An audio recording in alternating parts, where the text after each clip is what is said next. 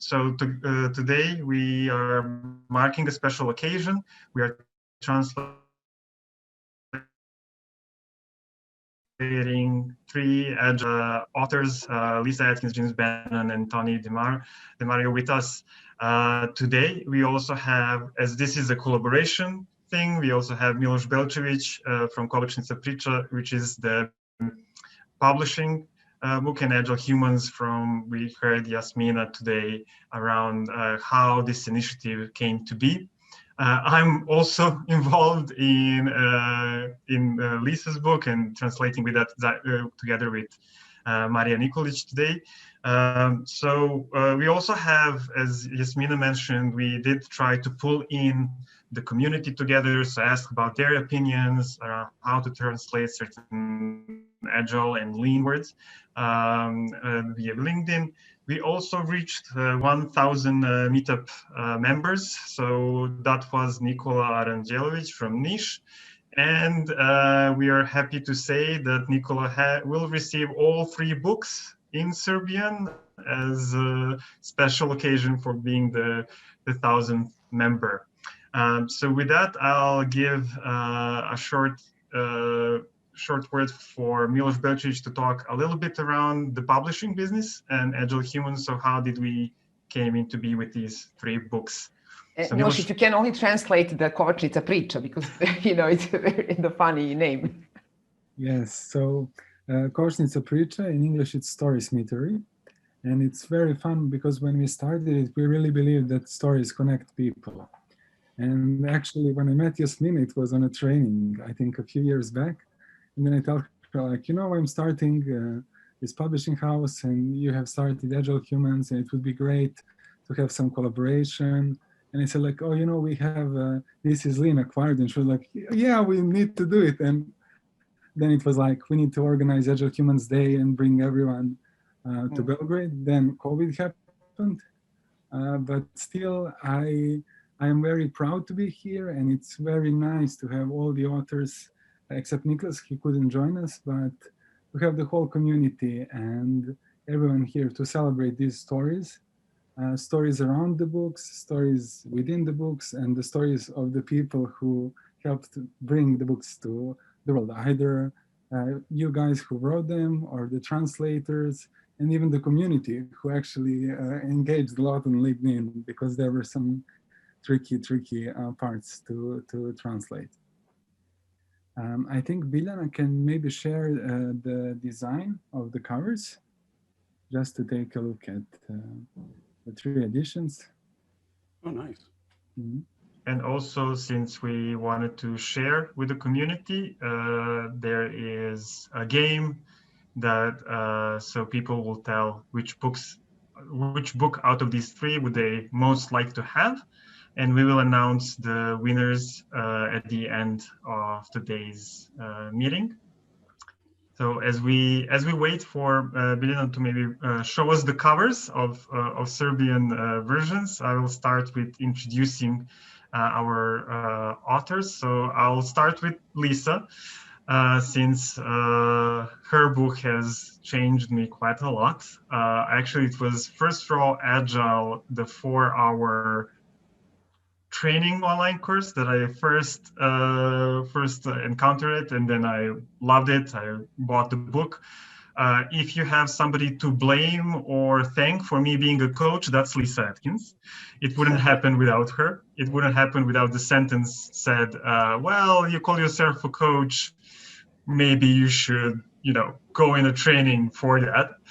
So that also personally struck me, and that was the missing piece. Now I love it so much that I identify myself as a coach, not as a trainer or something else, and I really enjoy it. And the book was a roadmap for me, a checkpoint for me. Today, it's a tool for my clients to be independent from me. And it's also a big tool for every Scrum Master that I mentor. They absolutely have to have that book. They have to read it, they have to reference it. It's a must-have material.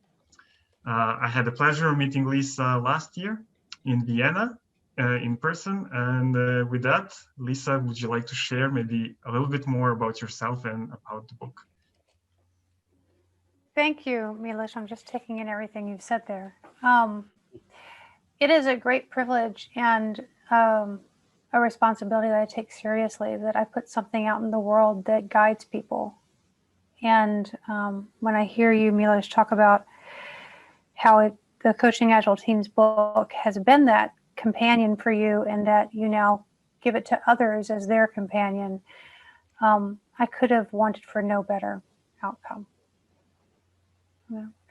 And so here we are, 10 years after the Coaching Agile Teams book was first published, and we're finding out that it's still incredibly important and relevant and valid. And I'm so thrilled that people will have it in Serbian in their mother tongue. And yeah, I'm really happy to have been a participant in the emergence of Agile coaching as a valid profession. Thank you, Lyssa. Okay, and Miloš, will you do the honors of introducing Toni and Jim? Yeah, with pleasure, because their book really changed my life as well. And even we have a funny story regarding how we actually acquired the rights. Because it's a certain period of life, I got overwhelmed with work and everything. And then I remembered like personal Kanban, and then I made my board and uploaded to Instagram, like, this is my new Kanban board. And then Toni left the comment and she was like, oh, love it, it's so nice. And then I was like, oh my God, Toni left the comment on my photo. And then, you know, we reached out, connected. And I feel like 10 years, I think almost 10 years after the publishing now, with this whole situation where our work life and home and private space is totally blended, it's even more relevant than ever. And it's really amazing that, and I'm happy that this book will be one of the 3 books that people can now read in their native tongue here in Serbia. So Jim and Toni, please. You want to go, Toni? Go for it. Go ahead. Go for it, Jim. Okay. So I'm going to echo initially what Lyssa said. In some ways, it feels kind of weird being over a decade past, you know, writing something. In some ways, you're like, well, why didn't it fix everything? You know, why are things still broken? But everything that we're doing as part of being agile is we're not just optimizing teams, but we're trying to help people get through the basic human conditions. You know, it's hard to maintain relationships. It's hard to maintain avenues of communication. It's hard to know what you're supposed to do next. And as we get more and more stimuli, stuff bombarding us with work or with distractions, these things become ever more important. And so it's also kind of humbling to, at some point, realize that you wrote something that may well actually be timeless. And so you're like, whoa, what do I do with that responsibility? So I guess that I'll just wrap this up by saying that we've always tried our best to reach out to just about everyone that talks about our work, which sometimes can be difficult because there's a lot of conversations or we're traveling or busy. But the main reason is just because we really love it. And if someone's touched by what we do, we want to, you know, hug back. So pretty excited about the book being launched. I noticed that the translation of Jim into Serbian is, strangely enough, the same as the translation of Jim into Cantonese. So that's kind of exciting. It's rare that you get to see your name translated. So Toni, do you want to add anything to that? I can make this real quick. You know, when Jim and I started probably about, I guess, a dozen years ago, pushing 13 years ago now working, we used to utilize the term the future of work, right? Making the future of work more humane. And we're in that. there is no future of work right now. We need to take care of people's needs now. And I always go back to, I think the one grounding comment that I always revert back to is, it came from the worst thing I ever heard a client say. It was at the beginning of an engagement, and we asked, what would you like to get out of this week? And this woman stood up and she said, and you could tell that she just, there was a lot of backstory, and she looked at us completely deflated, and she said, could you just help me justify my existence to my boss? And this woman had been there 19 years. And I don't want anybody not to see and appreciate and have others see and appreciate the value that they contribute every single day. So if, it's lovely to see that there is a huge global community that cares about those things, about humanizing work, not in the future, but right now when it's needed. So I'm ridiculously honored to be sitting up here with some of the people that I have been a fan of for quite some time, and that we're all doing something about making the future that is now better for people to go to work.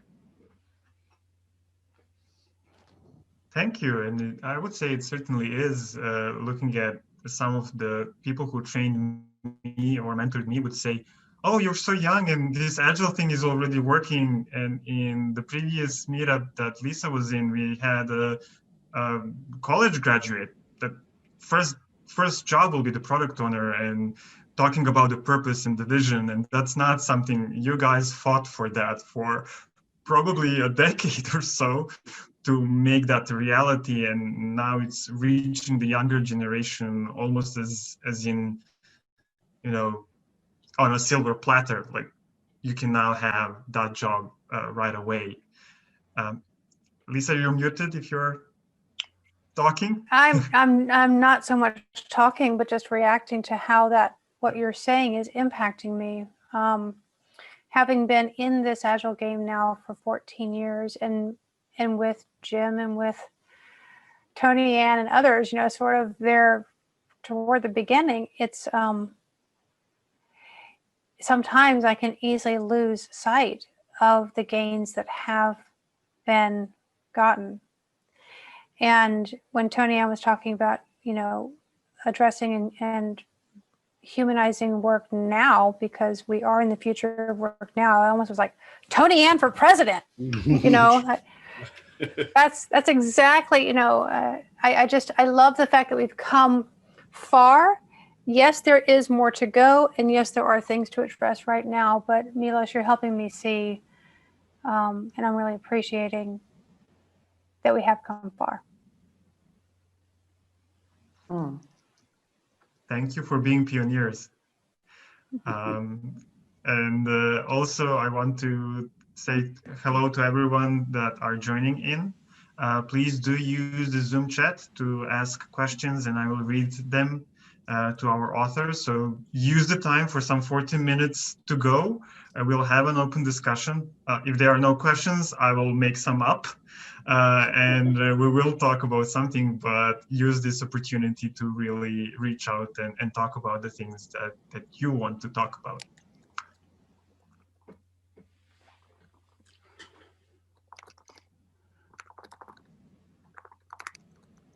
So Jim, what would you say is I'm kind of curious around translating the concepts and how much maybe you engage with translators, and what does that mean for you as an author? Well, so one of them's on my desk here, and there's a lot of different things that happen in the translation process. So the first thing is you sit down and you write one of these.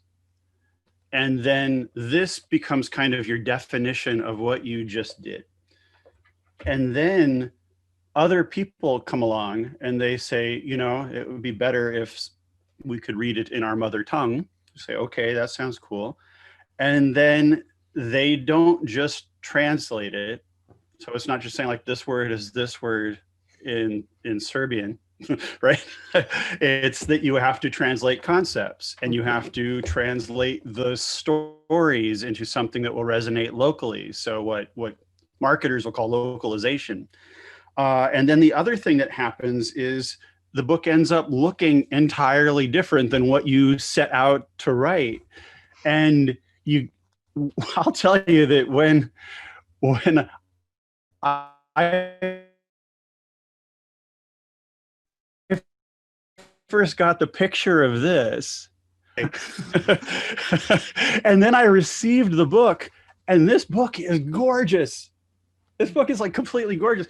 And so what was exciting about this was seeing somebody take your creation and really do something with it. And that was the case in all of the translations, and with all of not just the translators, but also the designers. So the design of your personal Kanban book is different than any of the others. And I'll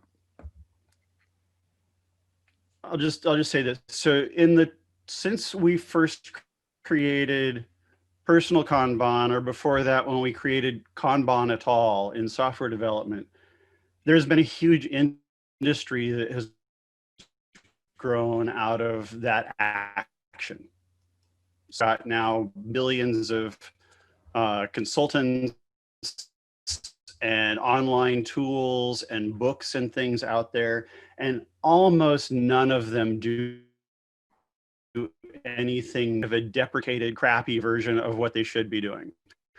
And what's exciting usually around the books is that people take them, they make them their own, and they extend them.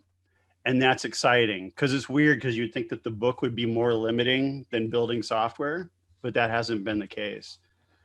So just like it was exciting to see Miloš's board magically appear on the Twitter machine, it's also really exciting to see what people do with the books, which is why we tend to be kind of a lot more hands-off than other authors. Because other authors are like, I don't want you to change it. And we're like, no, dude, change it. So that'd be my unfortunately very long answer to that question. It's a lovely answer, if you ask me. And it did spark something that I believe I first read that from Alistair Coburn. He was talking about being agile about writing a book, or being agile about translating the book. So actually getting the team of people needed to do this thing, and iterate. So not do everything up front and then what else goes, right? So what are your experiences with that? Well, so when Toni Ann and I wrote the book, I was sitting at this desk, but she was not sitting at that desk. She was sitting at a desk that was 3,753 miles away in Washington, D.C. And so we wrote the entire book as a distributed team. We wrote it in Google Docs, and often we would be writing in the same paragraph at the same time. So we basically pair wrote the book. And we took that experience to Vietnam to write the Human Development Report in 2010 in Vietnam with 23 researchers, had them kind of engage in the same experience. We took that same kind of writing style to the World Bank, and we wrote something called the Red Plus Report, which had 12 authors, had them all pair write, or mob write, I guess it would be. And you know, these are social scientists. They're not used to other people being up in their face, and they loved it. So the more agile, if you will, we made the writing process for ourselves, we were able to translate that into making other development processes more collaborative, whether it was in world governance or construction or finance or anything else. And I love every second of that stuff. It's so fun. It pushes the limits, doesn't it? It makes life worth living. But you know what else it gave us? And I mean, it was also a meta process because we were using a rudimentary Kanban to keep us straight when we were actually working on that. You know, every day we would sign into a shared Google Doc, would you know, fire up Skype at that point. And we would have this Kanban, so we knew, you know, what work was coming down the pike, what Jim was working on, what I was working on, where we were stuck. If we were stuck, invariably, we would both want to swarm on that to move it into done if it was bothering us. And we learned a lot about Kanban just by utilizing that. But for me, and I often say that was the greatest collaborative experience of my life, was because at like, you know, 7, 8 o'clock, there was a 3-hour difference between Jim and I. 7, 8 o'clock at night, he'd be like, sweetheart, don't you have to go cook dinner? And I'm like, I just ate breakfast, and 12 hours had passed. But because we had the clarity that we needed up front, and we didn't have to hold any of what we were doing in our head, it was visualized, so it took some of that cognitive load off of us. It allowed us to achieve a sense of flow.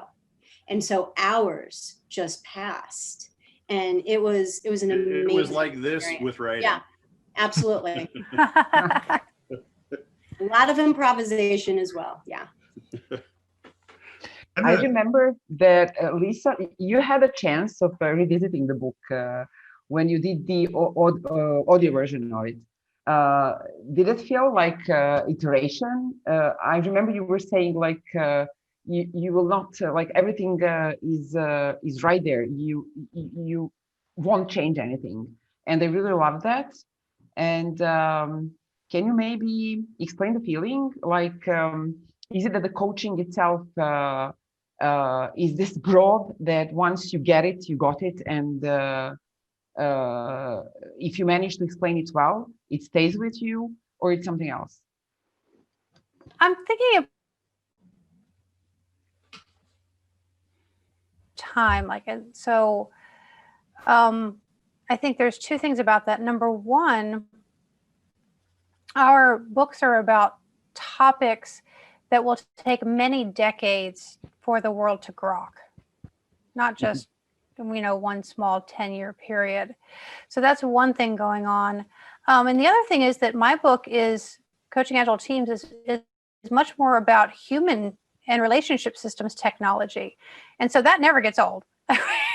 Like, we haven't figured out how to have great relationships in our homes and with our partners and kids and stuff. And so, and that also translates to how we show up at work. And there are ways of having more fulfilled and meaningful relationships in your life and everywhere in your life. And I think we're getting better at that. So I'm actually hoping that my book goes out of style when our children are taught how to have healthy relationships as part of, it could happen before then, but it'd be great if it happens because our children are taught how to have healthy relationships. So you're right. I did have the opportunity to ask myself the question before recording the audiobook this past summer, is it time for an edition number 2? And when I put out on LinkedIn that I was going to record the audiobook, boy, I got a lot of opinions from people that I should really make a second edition before I record this.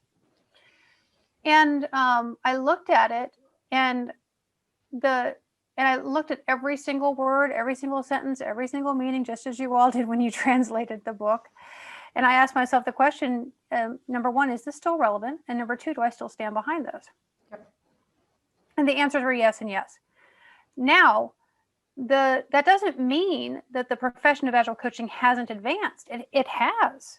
It's just that the Coaching Agile Teams book, as someone's first book in that profession, is still, that's its place. That's its valid place, and that's its purpose that it serves.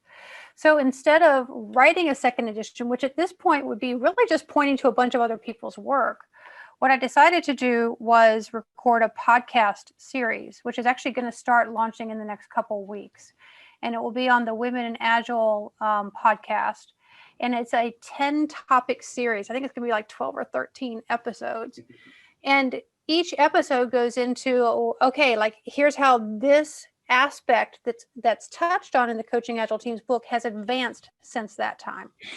And here are the people that you would start following to learn from their advancement of the state of the art of Agile coaching. So that was my solution for both preserving the Coaching Agile Teams book, which is still serving its function, and pointing to the advancements that have been made. No, great. Yeah, now that you mentioned, like, yes, we should teach that our kids in schools, definitely. It's happening more now. Yeah. It is. It is. It And is? we're getting there. Wow. Can you share?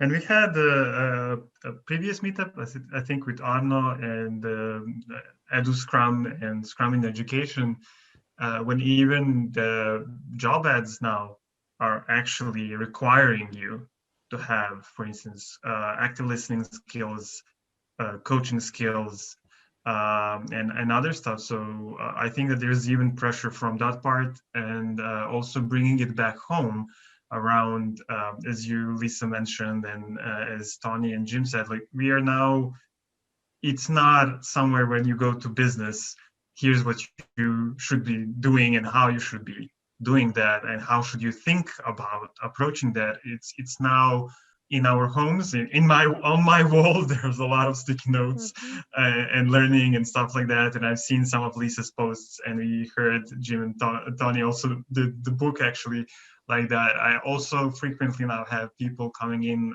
after the Agile coaching and training. They're like, oh, this stuff works really well in my family, especially with my kids. Like they really love it. And so I really see that kind of like coming home, making a first full circle, right?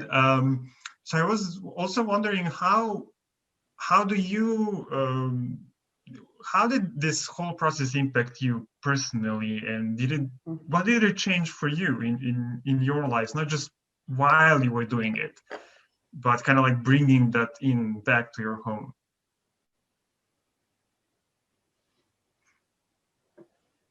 I think we use some sort of stunted version of Kanban in our home, but it's awesome and it works. So like here's how it works. I don't know if you've ever noticed, the kitchen cabinets are the perfect, not started, in progress, done, or whatever other columns you need to put. And we tend to use, as a family, we tend to use that when we are up to some project together. And the project looks like getting ready for a vacation. Thanksgiving in the United States has always been a wonderful holiday, but a very stressful holiday for me. And so it was about when my daughter was maybe 6 or maybe 8 years old that I realized she can do stuff.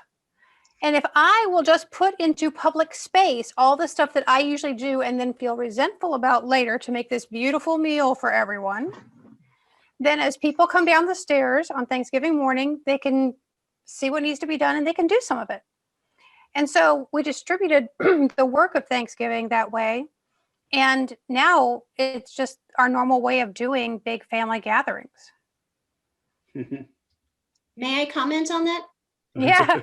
What you're also doing is you're not causing an 8-year-old to fall into learned helplessness, right? Now she has the agency to see these things need to be done. I have the agency to pull something. Whereas it's not like, Ma, tell me what to do. Right. And then stop telling me what to do. Exactly. Right. It's like we have these amazing little humans, and we do everything for them, and then they get to college or they get to high school and we're like, did you do this, did you do this, did you do this? Because they've never actually understood how to prioritize, how to understand that they have a capacity, how to solve a problem on their own, so we've been working with this with kids, almost since the beginning. Yep. People have been writing us saying, hey, I'm a teacher, or hey, I'm a homeschooler, or hey, I'm a dad. And just being able to visualize what my child has, it makes me a better parent, understanding their load, them understanding their load. It is too late to wait to university to teach kids about how to start a project, right? Mm-hmm. And something so small as organizing, right? Please, Jim, something so small as organizing a holiday. Jim, this is one of our favorite artifacts over the past dozen years. So in the beginning of all of this, when we were thinking that we had maybe built a business process and didn't realize that we'd built a human process, a preschooler preschool teacher took Kanban or personal Kanban and made one for these little kids here, these actual humans, to do the alphabet. And they were in a place where it was, you know, it snowed from time to time. And so the kids would have had their Kanban and they would move the letters from not studied it at all to being able to write it, to being able to recognize it in a word, to being able to use it in a sentence. And so they moved all of these, you know, the alphabet across. And there are two stories around this. One was that there was one kid who got sick, he got a cold, and he freaked out. And he made his mom go to preschool so that she could move his letter. So then the other thing was, so all of the kids here have their first names on this, but on the board itself, there was everyone just had their first names. So Jared and Troy and Brandon and Celeste all had their first names on this board. And so Patty, their teacher, was late one day. And so while she was late, the kids took it upon themselves to write their last names on the board, which they of course could do because they had learned their letters, because they were so psyched about it, because the teacher had made a beneficial game out of it by creating the Kanban board. It really rocked. It was a super, super awesome story. It's like little kids, some of the kids couldn't write their last name, so the other ones who could helped them out, and they made their own learning opportunity out of it. Absolutely, absolutely rocked. So Toni and I both have little thank you cards from them. Really nice to hear. And we have answered Miloš's question around personal Kanban for kids with this, so thank you. And I also remember when there was this fun article about, and this comes back to Toni, what you said around, there was a parent, they moved, and so their child also moved schools. And after a week in the new school, the child just waltzed in the kitchen, opened up the fridge, took the juice box, closed the fridge, sip it in a glass, right? Open up the fridge, put the juice back, close the fridge, and went. And parents were like, what the hell happened? Like, this never happened before. They would come and they would like, Mom, I'm thirsty, give me juice and stuff like that. Like, be sure to close the fridge and stuff like that, right? And that's exactly what you, Toni, were saying, because their teacher were like, this is what you need to do. Here's the clarity. Here's the vision. You're empowered to do that. So no one's stopping you.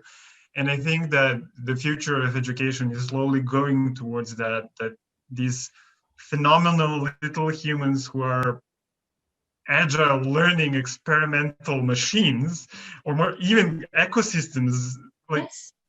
they are the most creative things that we now need to unlearn the stuff that we learned in elementary school and high school, and in some cases in college, to get back to the creativity and experimentation and uncertainty. And as kids, we love that. So that is also an interesting aspect of the whole process. We're coming back to what's really human, and what we knew as kids as being human. Yes. And building systems that give us rewards, right? So when you set up a board and you take something and you pull it into done, you're getting that burst of serotonin. It feels good seeing something complete. I might have mentioned this the last time we all spoke. They've done studies that show so much as saying I'm finished gives us that burst of serotonin, but it also gives us that burst of dopamine, which is habit forming. So instead of just starting a ton of tasks, like with a to-do list, we get the reward when we complete it now. So it actually, you can create a game of that work. And we've seen this with kids and families competing with each other to pull tasks into done to see who can complete things the fastest, which then allows the family to say, okay, you might have completed these things, but do you feel you completed them with quality? Right. So that's something else that we don't really do in schools as much as they do in the East, is that Hansei from Lean, that sense of, you know, looking back and say, okay, you know, what did we expect to happen? What did happen? What does the delta look like? And how do you feel about that? You know, so a lot of families will put a retrospective column after done so that you could actually have a conversation about how did that work go? Were you satisfied with it? So yeah, so kids are involved now, not just in their own learning, but in their own problem solving and in their own improvement. And that also reminds me around, you know, when you look at coaching, what most things that we do is that we create that little first success. We kind of like abandon this perfect thing. It's just a guideline to where we want to go, but let's create that first little success, and then it becomes addictive and snowballing, as we say, right? And I think it really is a crucial thing for people. And sometimes I've seen people very reluctant to go Agile or Scrum, but when I ask them, like, what was the biggest, what are you getting out of this? Like, and they usually tell me, well, that feeling, I did something every week. I did something, I finished something. And I think that's a wonderful thing to recognize that mechanism, especially because our brains are not wired to remember positive things more clearly than negative ones, because that's just a survival mechanisms. Right. And especially with Kanban, I would say we now have a mechanism for it. And it's even a team mechanism. So even the team is a family, or is it a working team in a business, right? We have somebody to help us out with that. So if we dare forget what's the good thing that we did, there's somebody to remind us. And I think that's really wonderful. And that's when we say the future of work is now. And I see that happening more often and more often. I think that Jim and Toni should write the Kids Bun next book. That it is in the process. Really? Yes. Oh God. That's awesome. Yes. You know, you're reminding me of something I had really totally forgotten about, which is that when I wrote the Coaching Agile Teams book, I had like 12 different topics that I knew I wanted to be in the book. And my thought was, I'm going to write about these topics in business value order, because my overall goal for the Coaching Agile Teams book was that it be good enough to get out as fast as possible. Because I just had the sense that there was so much confusion at that time about Scrum Mastering, Agile coaching. What are the different disciplines that we could bring in to make those roles healthy and vibrant? And I had the sense that timing was more important, honestly, than the best content in the world. And so I had a Facebook group at that time, and I sent out the list, and we had the little poll, and they were able to say which ones that they thought were highest business value. And that matched with what I thought at about 90%. And so I started doing that. I started writing the chapters in business value order. And every time I had a draft of a chapter, two things would happen. I would send it out to that Facebook group, and I would send it to my husband. My husband was the proofreader for Coaching Agile Teams book. And I would get really useful input back from both of them. And so like this happened I really wrote that book from, let's say, the beginning of June to the end of October in the year 2009. I had some starts on it earlier in the year, but I really didn't like buckle down and start writing until the first week of June. I remember because we went to the beach, and I would sit in my bedroom and write on the book, and I would let my mother take my daughter to the beach because I didn't care about going to the beach. I wanted to write this book.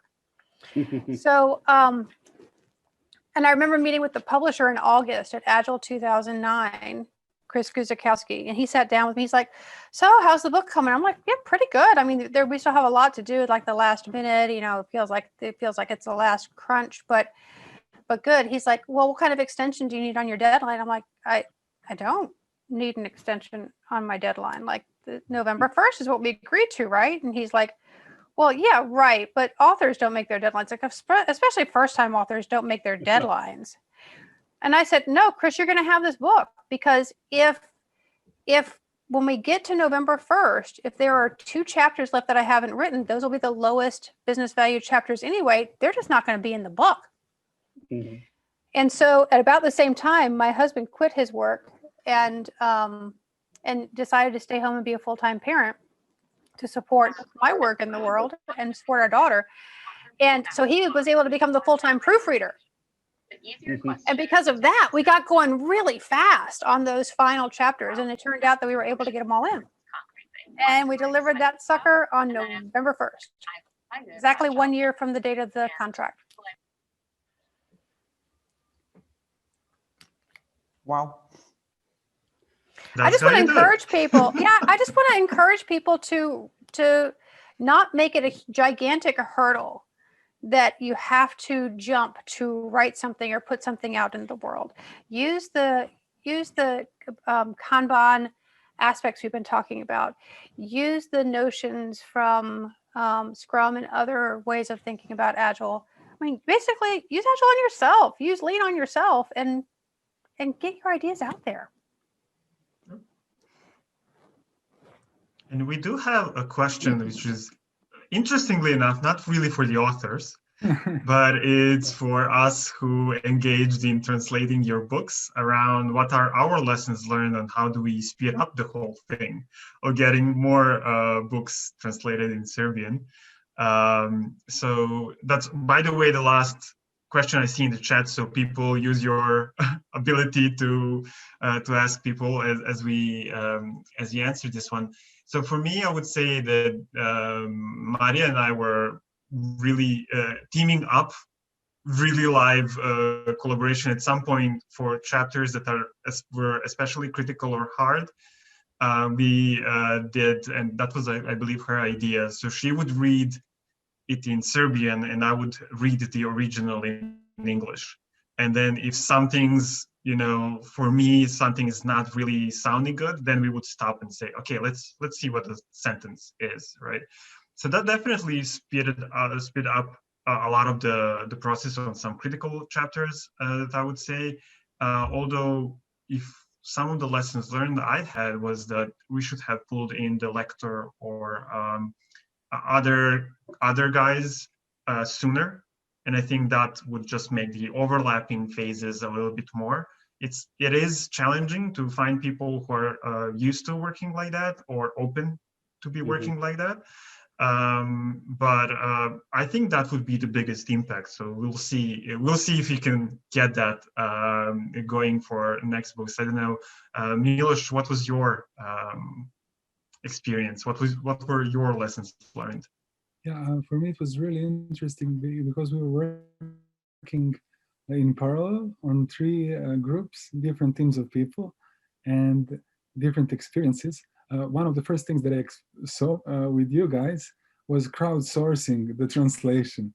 So for some topics, you actually uploaded a picture and the quote, and then how would you guys translate pair coding to Serbian, or how would you guys translate this or that? So that was really great. From some previous experiences, I feel that publishing is sort of a waterfall business. Usually you have translation, proofreading, back to the translators, etc. So this sort of more lean and agile approach is definitely interesting for me. And I saw the next part was about financials. I think publishing business in Serbia is not a huge business, but for us, the community is what's important. So that's why Agile Humans and Storysmithry really went into this project. And we are actually very happy to bring more books to you. So we got some ideas. We also crowdsourced ideas for the new titles. And you guys will tell more about that in the end when we draw winners. Awesome. Yeah. I thought you guys just took the whole document, opened up Google Translate and just dragged and dropped and then hit publish. So this is pretty exciting to know. It's Well, to be honest, that may work in some languages. In Serbia, no, just our grammar is very complex. And I actually, we did it as a game back when Google Translate wasn't nearly as good as now, is you take the text in English, you translate it to Serbian in Google Translate, yep. And then you take that and put it again into Google Translate and translate it to English. Yep. And then you just laugh because there's just like somehow the villa would become the ferry or stuff like that. So something completely illogical. So even if you wanted to do that, it would be so disastrous that it wouldn't save any time. Yeah. I've used that to create nonsense lorem ipsum text before, which is just grab a big thing, drop it in, translate it 2 or 3 times, and then that becomes your new lorem ipsum. I'm doing it right now. It's a fun game. I did. I didn't do anything like super hard. I just did love life, and it went love life to Serbian, which of course are characters I can't read. Then I put those over and translated it back, and it came out I love life. So okay, that's pretty close. But something more shocking would be fun. Yeah. Try something with Agile or Lean names. That will be hilarious. I think in the end we didn't translate Lean to, we just said Lean. Okay, I'm doing work in progress. Oh, that's going to be interesting. Yes. Yeah. Well, so that was. I think it's pretty straightforward. It's both work in progress. Yep.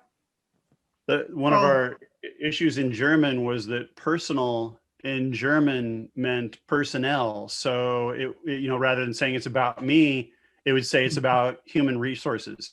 And that was actually a literal translation, and we had to figure out what to do about it. And we finally had to say, well, the Germans are just going to have to be smart enough to know. There are some stuff that were pretty nasty. Say Maria and I were like, oh, we're so going drinking after we finish this book, because you have like the English speaking people that you have this nasty habit of having like 3 or 4 adjectives, and then it's a noun, or like 5 nouns, because the first 4 are kind of like adjectives, or you use a noun as a verb. That just doesn't work like that in Serbian, because we have to match the kind of like the case that you're using with the gender that you're using and we also have grammatical genders. So for instance, a table has a gender, it's not neutral. So yeah, that was living hell to get some of those ideas translated without warping the meaning, right? So yeah, it's actually, it depends which paragraphs. There were, I can tell you, like there were pages that from Lyssa's book that we could pass like half a minute, and then there would be a paragraph or a sentence for over almost half an hour, because there was like no way. We had to disassemble the whole thing, capture the meeting, and then get it back. So it was also a fun way of realizing how much a language is a complex thing. And then when you need to have one complex thing translated to another complex thing, that you have to use Agile for it. Or it's just, it's what we teach others when you think about it. And there was this proofreader, a nice lady, she says like Agile, it can't stand alone. It's adjective. So Agile what? And it would say, oh, it's Agile. Yeah. That's how it is. I'm thinking about what you're saying, Miloš, and what you said earlier, Yasmina, about being an educator. And in the act of translating these books, you are the next generation of teachers of these ideas. And I just realized how beautiful that is. So I hope that you found, like I do, that saying something is one thing, and that's sort of straightforward. Believing something is even, also straightforward.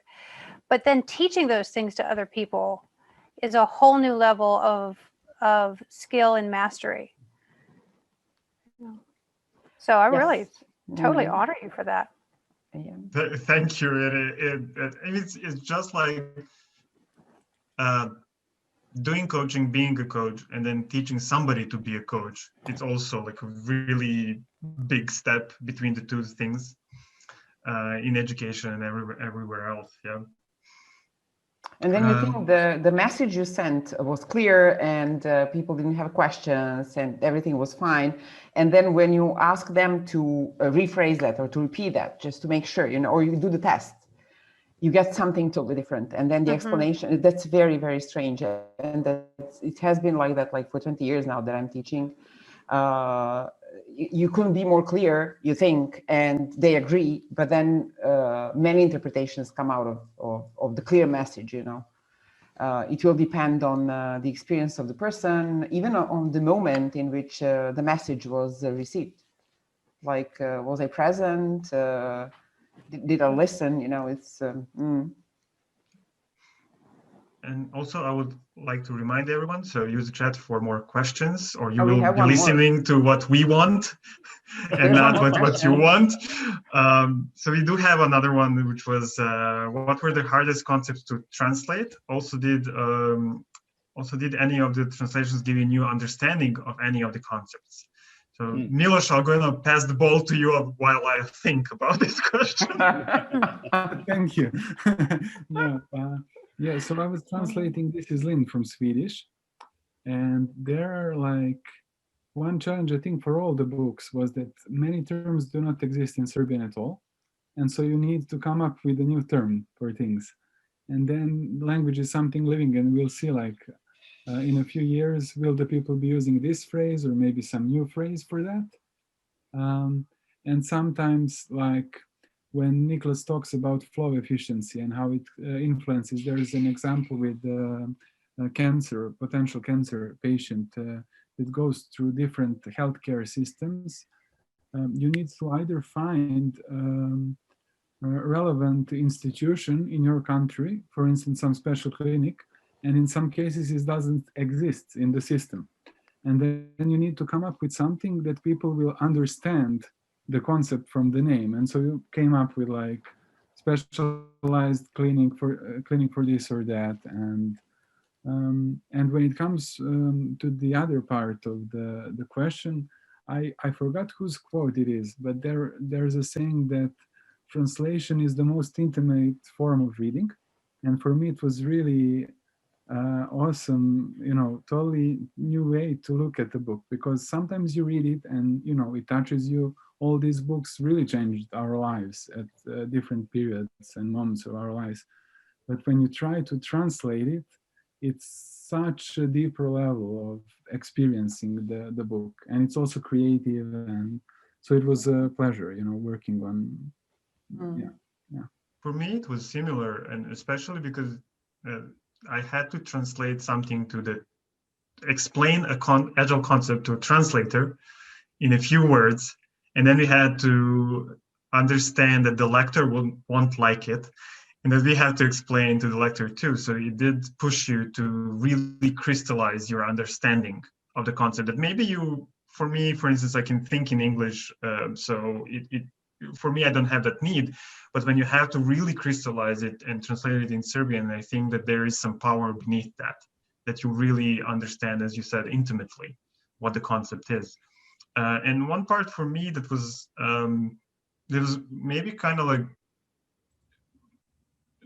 interesting was command and control, because how it was translated was zapovednik, which is a very military term. And I never actually experienced that as such, because I played video games that had command in it. So for me, it was just like, or from the computer. So I didn't really connect that with military thing. So that was very interesting for me to experience. And I think that one word that gave us the most problem as a concept was coachdom. Even the word, yes, Lyssa, yeah. So because I made it up. Yes. That's not really even a word in English. Yes, and not just one. Not just one. You made up quite a lot of things. I did make up a few words. My husband's like, that's not a real word. I'm like, it is now. Yes, and then we have to reinvent all of those in Serbian, because that just doesn't work, and it doesn't even work in a sentence. So that was one of the, really, we spent so much time on that. But it was very fun because it's very impactful word. It's like, how do you know you have reached coachdom, that you have become a coach? And even the word coaching in Serbian doesn't have a name. We just say coaching. So you can imagine how difficult it was to actually make some of it. In the end, we translated something around you have arrived in the world of Agile, of coaching, something like that. So here's the world where the coaches reside. Now you're there, something like that. I love it. So yeah. So based on the comments for community, is there some parts of the book that have higher impact now on community than in the first years? So authors would know more than us translators. So I guess that was directed at you. Thank you, Mladen, for the question. So based on the comments for the community, do you feel that some parts of the book are higher impact now than the first years? Well, interesting. So this is what we've noticed. So I think, like Lyssa, our book has been blessed with very stable and good sales for a very, very long time. And over time, the questions that people ask change. So in the beginning, all of the questions were about WIP limits. How do I limit my work in progress? How can I convince my boss that it's okay to do these things, that kind of thing. And as time has gone on, and this today is no different, things are much more integrated. So people are like, how does this help me with my kids? How does this help me with my family? How does this help me with my relationships as opposed to just my workflow? And those things were always in the book, but it seemed like as the community became more age diverse. So when we wrote this, so when we started Agile, like back in '99, it's like we were all 29 years old. Like the entire world was made up of people who were only 29 years old. And then as things went on, all of a sudden, now we've got people who were born after we started Agile. Yeah. Oh, Jim, I didn't need to figure that out today. Can we mute him? Oh, Shut off his mic. So what's been exciting about that is that the conversations have changed, because part of the group is coming up into that kind of, young professional world.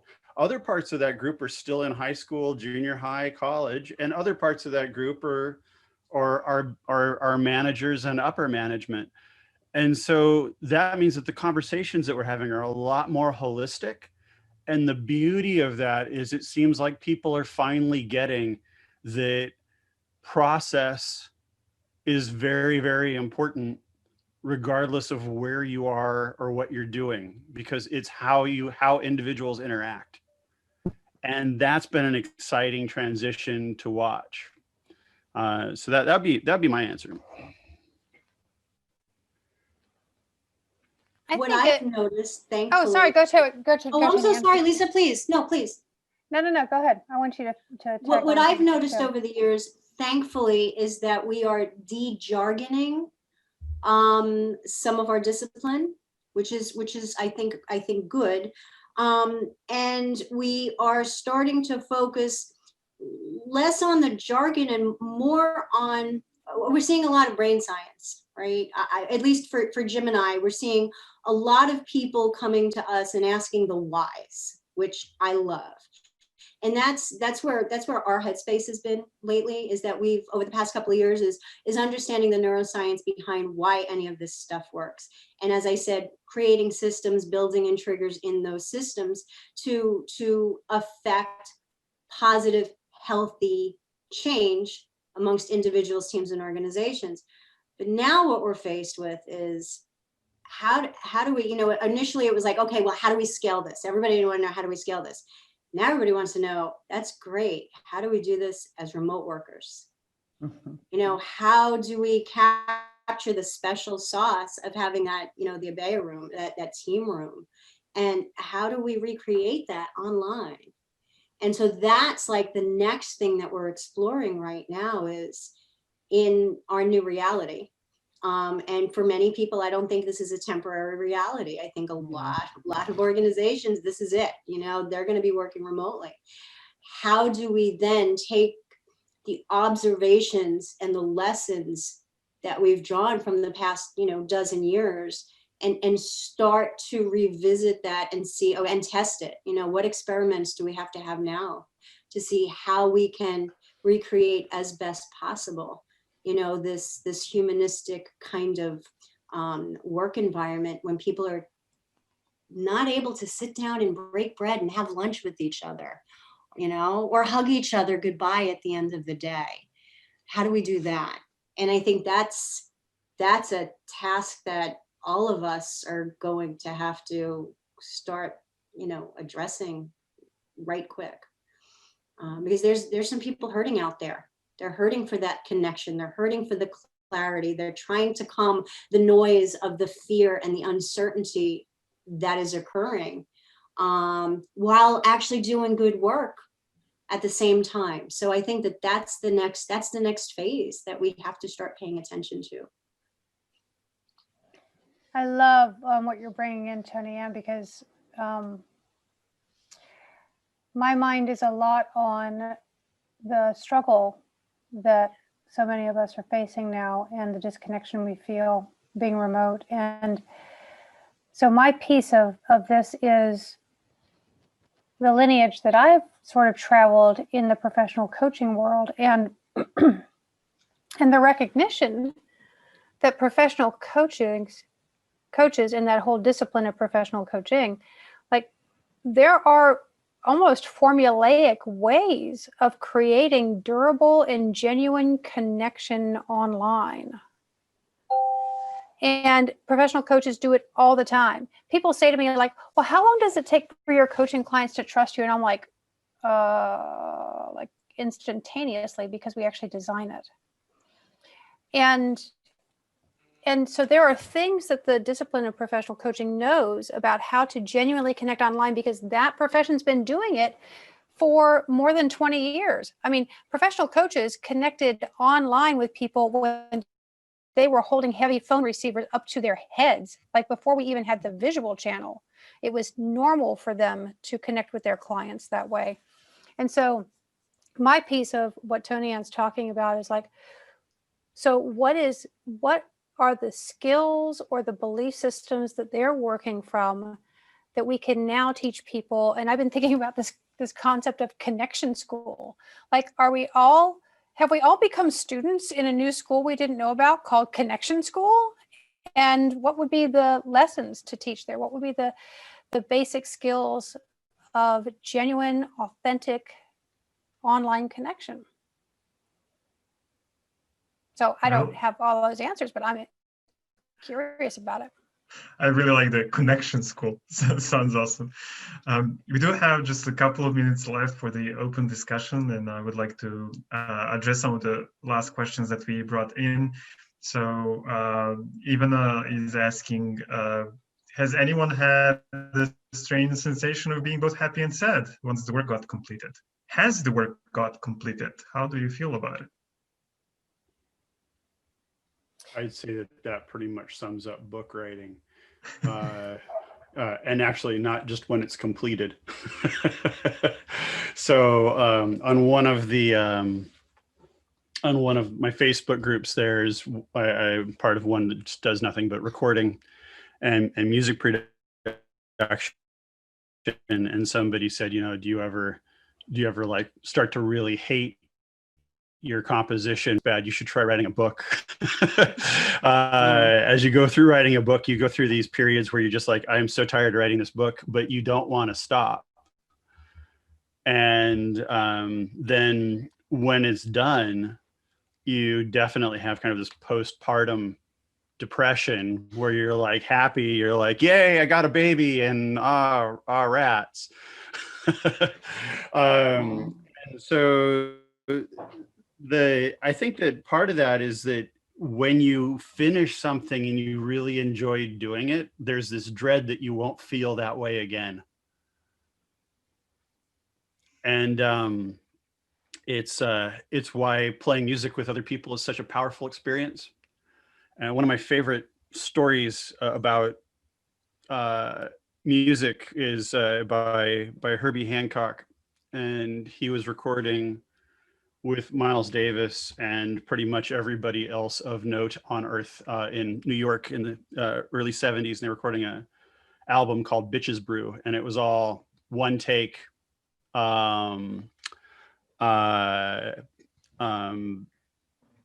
completely improvised work.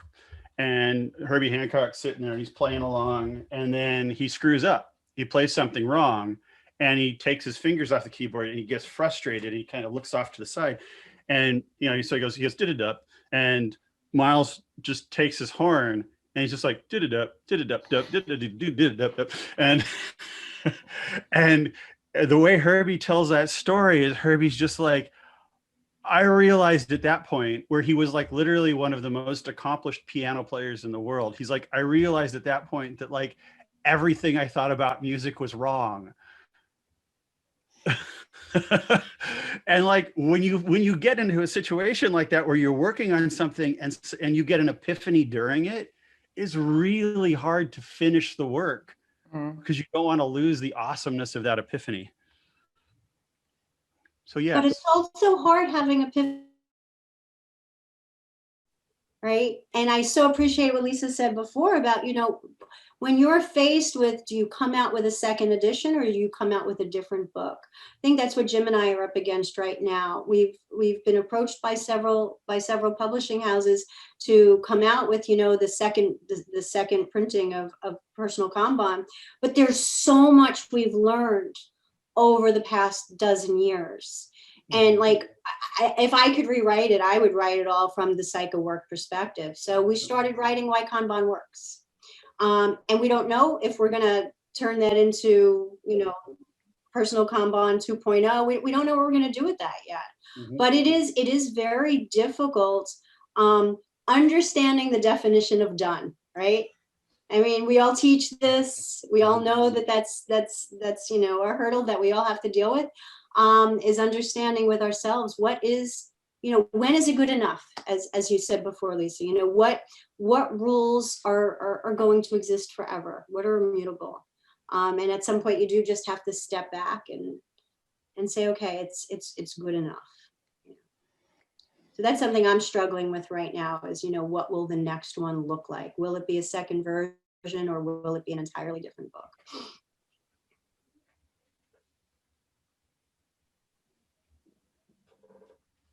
Lyssa, your turn. You're not getting off the hook. Well, so I didn't have any aspirations of being an author.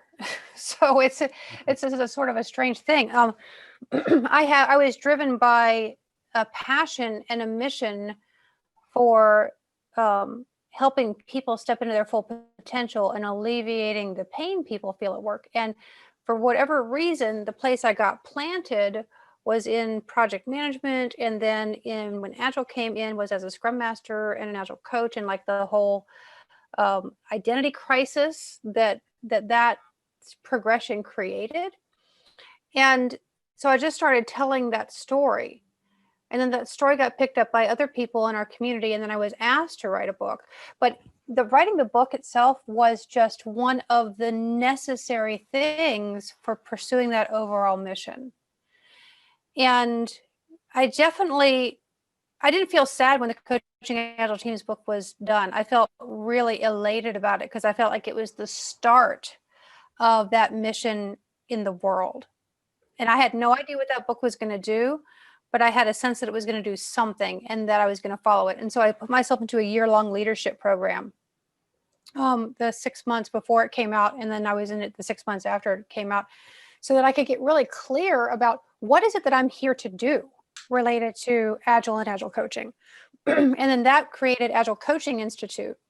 And then when I sold Agile Coaching Institute in late 2017, that's when the sadness came, because I realized that my role in the profession of Agile coaching was moving to a background role and other people were moving to the foreground, and it was my job to leave the field. And that created a vacuum in my life that took a couple years. But well, first of all, I took a year to quote unquote rest. And if I look at my calendar, I can see that I didn't really rest, but I wasn't actually avidly pursuing that mission as I had been the previous, 8 or 9 years. But it's just recently, where are we in 2020, right? End of 2020. So like 3 years later, it's just recently that I'm really clear about what the next mission is. And who knows if that will entail creating companies, writing books, moving to a different place in the world. I have no idea. But I will take it as it comes. And so there are definitely profound moments of sadness and incredible moments of not necessarily joy, but I would say connectedness, when I feel like I'm really connected to what I'm here to do. And that creates like a whole body emotional response. Like I feel very alive and aligned. And maybe we can end with that note, this open discussion, and wrap it up. Is how would you authors, what would be your short message to the audience that we have today? How and why should they connect with your books? I'll go first. I don't know that you should connect with my book necessarily. What I would say is connect with yourself. Pay attention to what you're yearning for in your life, in your work, in your relationships. And if you pick up this book in this beautiful Serbian translation, maybe someone has it and you leaf through it and you're like, oh, that looks good, then get it. But be guided by some reason why.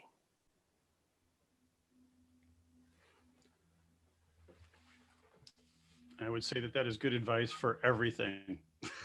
Do not manage your time, your family, what's important to you because some book or some certification tells you to, but actually look at what you can do as a professional to make something awesome that will help other people.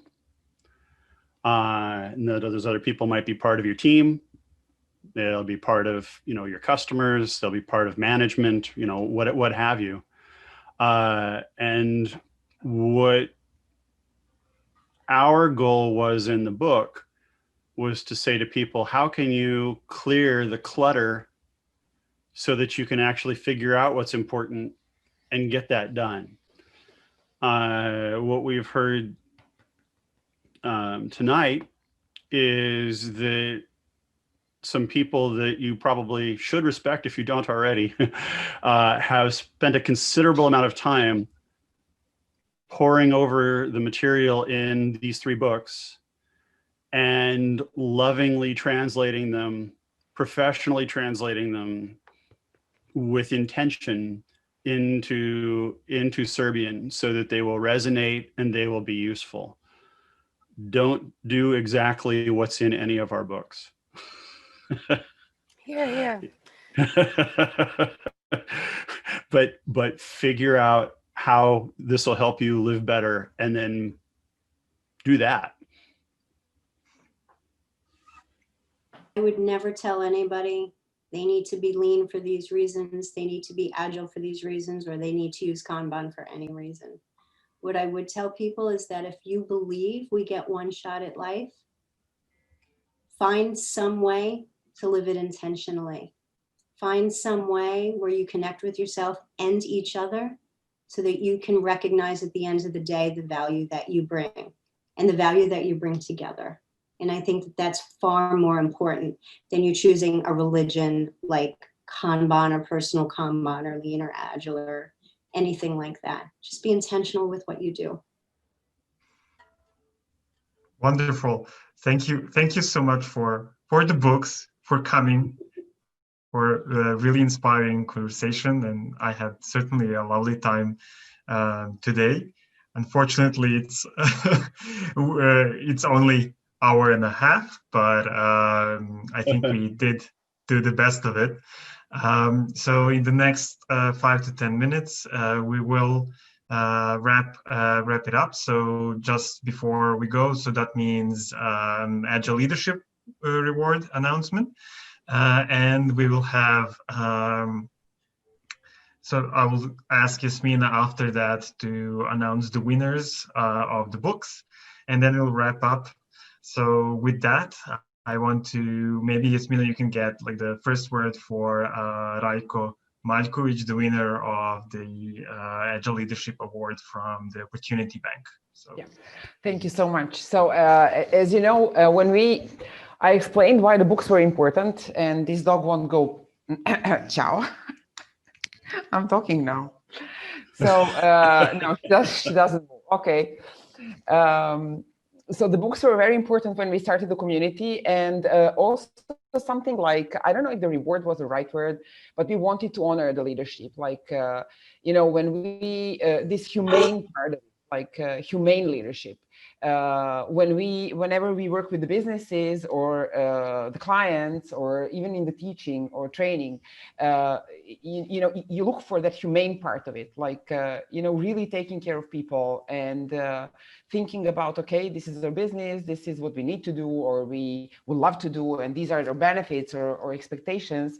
But then you on the road, you find people that are really, really sensitive to what does it mean to other people in the organization. So we established this award, like for the first Agile Human Day, and then for the second one.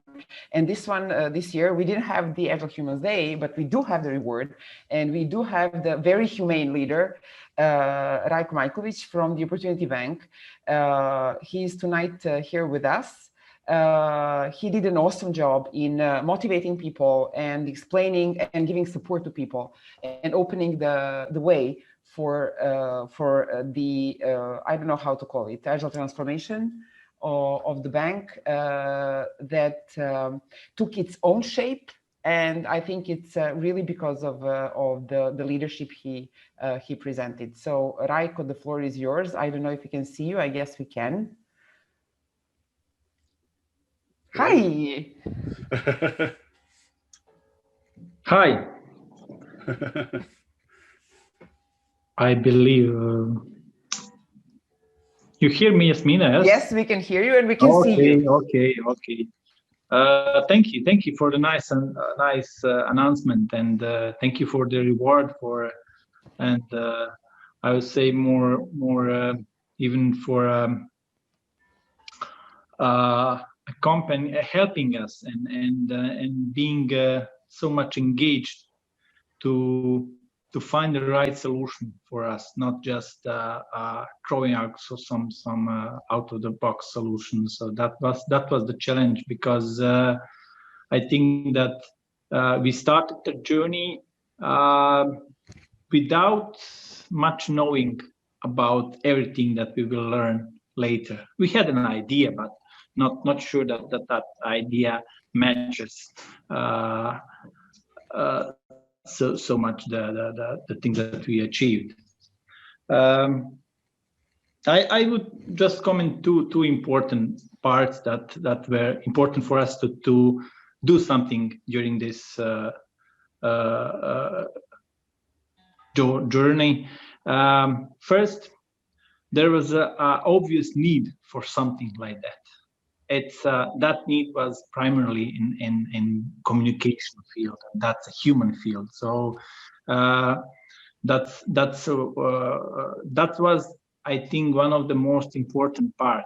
And second, we had people that were willing to explore, not just that they were okay, we'll do it, give a solution, and we'll apply it. No, we had a team that were ready to explore and be ready maybe to fail, maybe to try another thing, and it was just